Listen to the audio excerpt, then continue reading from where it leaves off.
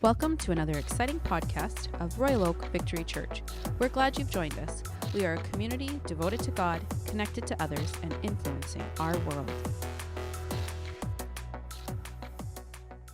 And what happened was that 2 short days into our holidays, I got up in the morning and I went outside to put our garbage bin out on the street because it was garbage day. And as I did, I noticed that our truck was not in the driveway the way it should be. Our truck was gone. And so the first thought that came to me was that, maybe Clarice got up early, which is highly unlikely because it's holidays, but you never know. Like maybe she got up early without me knowing and was doing some urgent errands or something. I thought maybe that was what had taken place. And so I climbed up the stairs, peeked in the bedroom. Lo and behold, Clarice was still there. And so that's when I realized that sometime through the night someone had come and stolen our truck. And so what I did was I picked up the phone, called the police, began to explain to them what happened. Of course, they want to fill out a report on the phone. One of the questions they asked me was my driver's license number.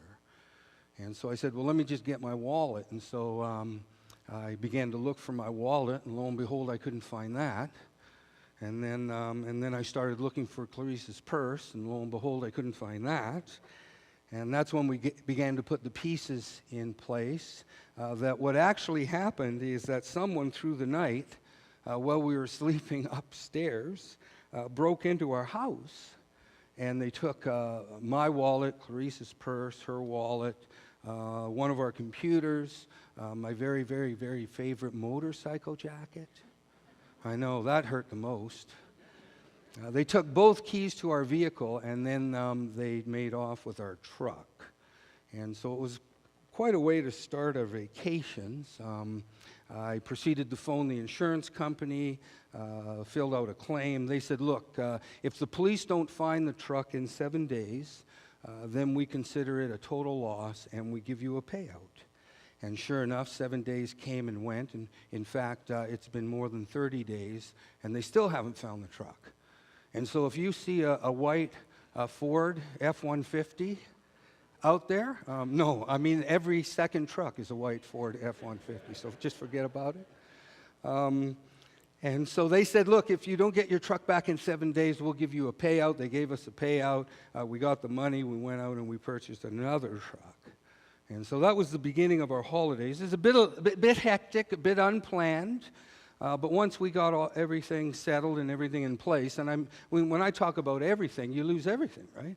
Use your driver's license, so you got to get a new driver's license, Alberta health care, credit cards, debit cards, all that stuff. Once we got that all in place, we began to relax and enjoy ourselves. So we spent some time puttering around the house. We did some awesome camping trips with our family. One trip was just with our 2 granddaughters, and the other trip was with the whole gang, everybody, my sons and the whole gang. And so we did have a good time, we really did, and we appreciate all your prayers because we did feel them.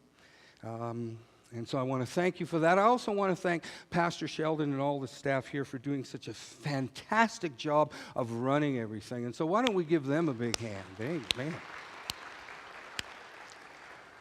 Wow, and I'm not exaggerating when I say that our staff is fantastic. They are invaluable to both myself and Clarice and to our entire church family. But before we left on holidays, we began a brand new series of messages we've been running all summer long. We've been calling it Summer Highlights, inspirations from your favorite Bible verses. And some of you might remember that way back in June, we handed out little cards, and we asked that you would give us your favorite Bible verses. We got 75 cards in with over 85 scriptures on them, and they have been our summer highlights. And so far, we've looked at 5 of them. And 5 of your favorite verses. And how many have appreciated the awesome preaching that has gone on while we've been away? I mean, wow. When I got back on Wednesday, I had the privilege of listening to all the messages. And I was really blessed. I was really fired up. Matter of fact, by the last message, which Pastor Sheldon preached last Sunday, I thought, man, I should go away more often. This is great.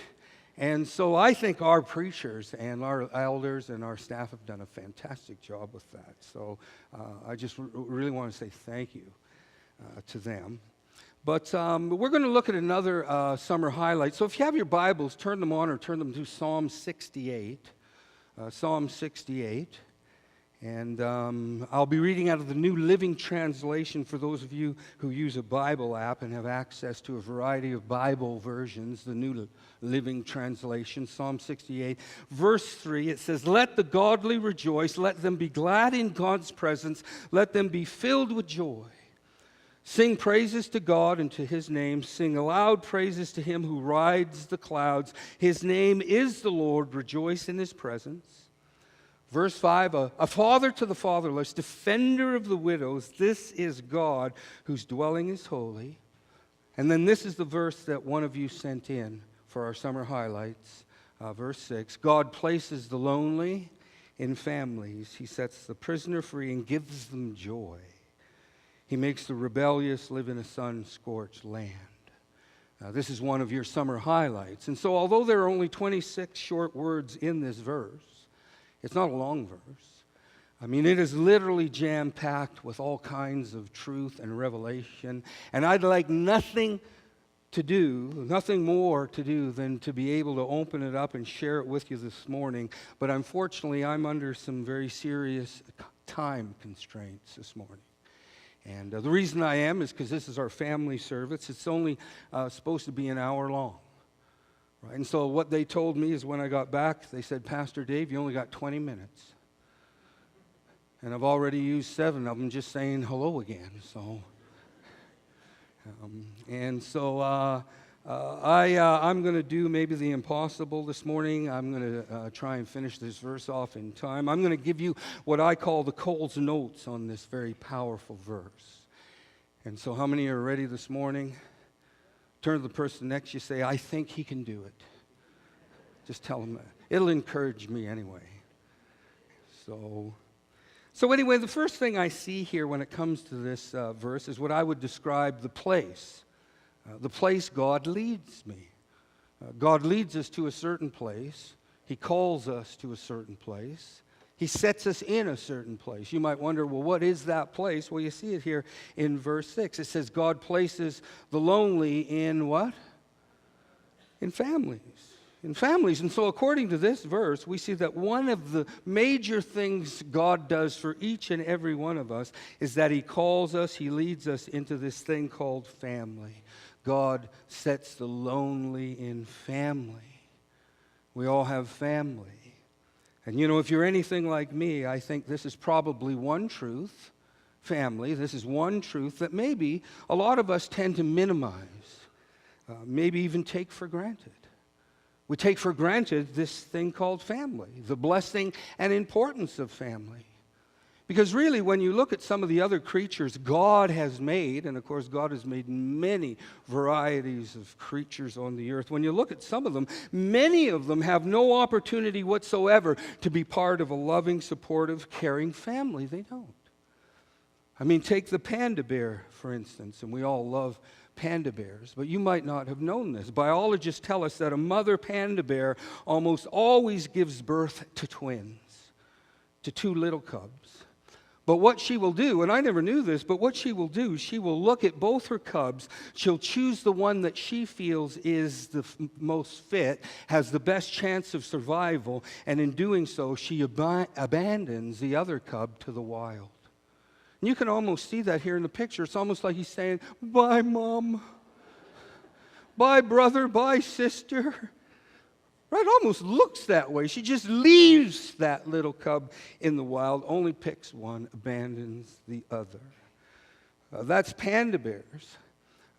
If you thought that was bad, you know, harp seals, I mean, it's even worse. You know, a mother harp seal will give birth to a variety of cubs, and then after 12 short days, can you imagine that? 12 short days after giving birth, she will leave those pups alone on the ice to fend for themselves. after 12 days old. And you know, scientists tell us that because of it, only about 20 to 30% of them even end up surviving. How many of you know that isn't much of a family environment? You can almost look at the pain in that poor little seal's eyes. Mommy, please don't leave me. Right? Didn't get to experience the joy of family very long. But you know, if you think that's bad, you know, one of the worst is the Madagascar chameleon. Because biologists tell us that it lays its eggs before winter, and it takes about 9 months for those eggs to mature and then finally hatch. But you know, by the time those little baby chameleons pop out to face the world, they have no family whatsoever. Why? Because by then, both their dad and their mom have died. Because they lay their eggs and then they die. And when the eggs hatch, there is no mom, there is no dad, there are no parents to welcome them into this cruel, harsh world. And so they have no family at all. And so that's why I'm thankful for God. How many are thankful for God? That God, out of His mercy, out of His grace, has designed us in such a way that we have a family that is there to welcome us when we are born. How many are thankful for that? We're thankful for family. And although we don't get a say in where we are born, we don't get a choice in that. We don't even get a choice in the family that we are born into. We do get a family all the same. And so for some people, for them, their family is loving, their family is caring. Some of us are born in very healthy, strong, safe, secure, supportive families. Some of us are. Of course, for other people, that just doesn't happen. Sometimes some of us are born into families that aren't all that together, if you might say. Families that might be a little bit toxic, or families that are a little dysfunctional or broken or in need of healing and restoration. Some of us have come from families like that. And so the question is what do you do when you come from one of those families? What do you do when you come from a family that is dysfunctional with a capital D? Well, thankfully, God has a solution for that. And that solution is none other than what He calls the church, the family of God. And that here the psalmist says that God takes the lonely. God takes those who are outside, those who are in isolation, maybe those who have been pushed away by their own family. God takes them and He places them into families. And of course, the family that he's talking about here is not only our natural biological family, but it's also talking about what the Bible calls the spiritual family, the church. The church is a family. And if you've been part of this church for any length of time, you'll know that one of our values is that of family. We are a family. And of course, where do you get this? You see it all through Scripture. The fact that the church is not just a building that we go to on Sunday, but rather the church is a gathering of God's precious family. I love what Paul said in Ephesians 3:14. For this reason, I bow my knees to the Father of our Lord Jesus Christ, from whom the whole family in heaven and earth is named. There are two key words here in this verse, father and family. Let's say that together. Father and family. Father describes the kind of relationship that we have with God, that, He's not just the great omnipotent creator of heaven and earth, ruling up in heaven somewhere. He's way up there. I'm way down here. That's not who God is. The Bible tells us God is our Father. He is a loving, caring Father that is passionately committed to each and every one of us. And so Father describes the kind of relationship we have with God. Family reveals the kind of relationship we have with one another. Family. Turn to the person next to you and say, welcome to the family.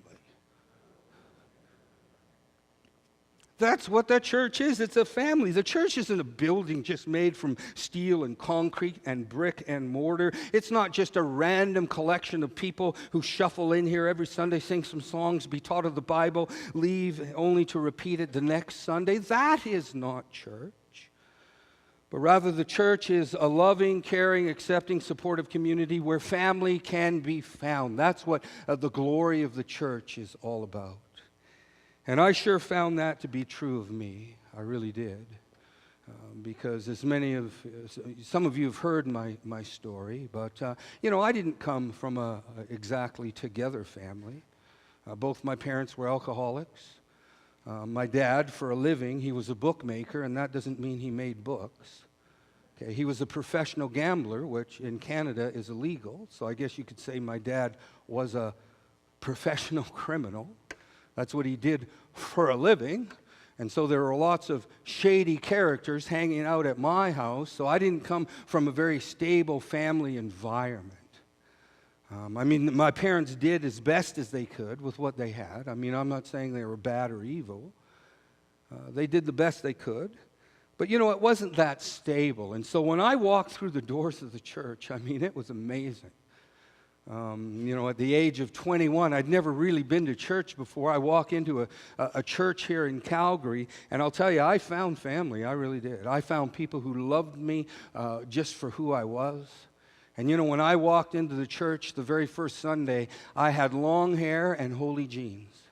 And when I say holy, I don't mean they were sanctified or anything like that. They had holes in them. I was what you call a hippie back then. How many remember the hippies? Right? And all we need is love, and you just buy a Volkswagen van, and everything's all right. I came from the hippie movement. And I'll tell you, I came into the church, and people loved me, and it didn't take long. I began to get spiritual moms who would bake cookies for me. They'd give them to me on Sunday. Sometimes they'd even bake me fresh homemade bread. I had spiritual dads that helped mentor me and look after me. I'm telling you, my experience in church, I know some people, they've had some very negative things happen to them in church. That's never been my case. I found that church was a loving place, a supportive place. It was a place where family could be found. And maybe you're here this morning and you've been feeling a little bit isolated. Maybe you've been feeling a little bit lonely, a little bit on the outside looking in. Maybe you're feeling a little bit broken and bruised from the family of origin that you came from. I just want to say, if that's the case, why don't you take one step closer to this awesome family called the church? It is an awesome family because it's here in the church where healing and freedom. It's here where forgiveness and restoration and destiny and purpose can be found. That is the glorious truth of what we call the church, our family. And so the first thing I see here is the place God leads us. He leads us in the family. And then, of course, the second thing is what I call the work God does in me. In other words, family is the place where God leads us. Why does He lead us there? It's because the deepest, most significant work that God does in and through us is through our biological and spiritual family. And of course, you see that here in this verse. It says, God places at the lonely in families. He sets the prisoners free and gives them joy. How many could use a fresh dose of joy? How many could use a little bit more freedom? Well, where does that come from? It comes as we respond to God's call into family. One translation says it like this: God sets prisoners free and lets them prosper. Another one says that God leads prisoners out into happy freedom. And yet another one says that God releases prisoners from jail and has them sing with joy. That is what happens in the context of family. That is the kind of work that God chooses whenever we choose to step out of our isolation and our loneliness, our shame and our fear, and move a little bit closer into God's great family. That God does a far greater work in and through us.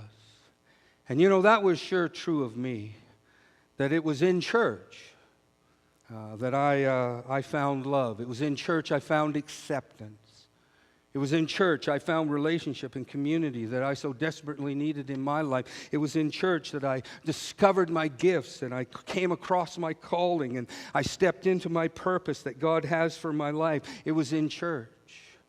In fact, it was even in church that I found Clarice, the love of my life.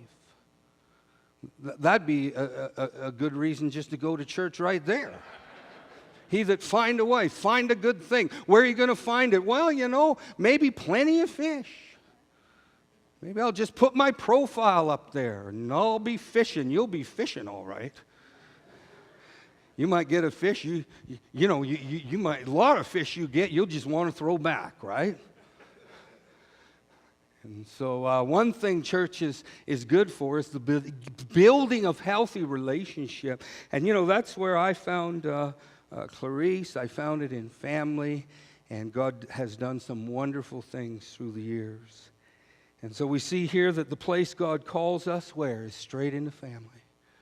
Why does God do that? The reason why He does that is because that's where the deepest, most significant work of His Spirit happens in us, in both our biological family and in our church family.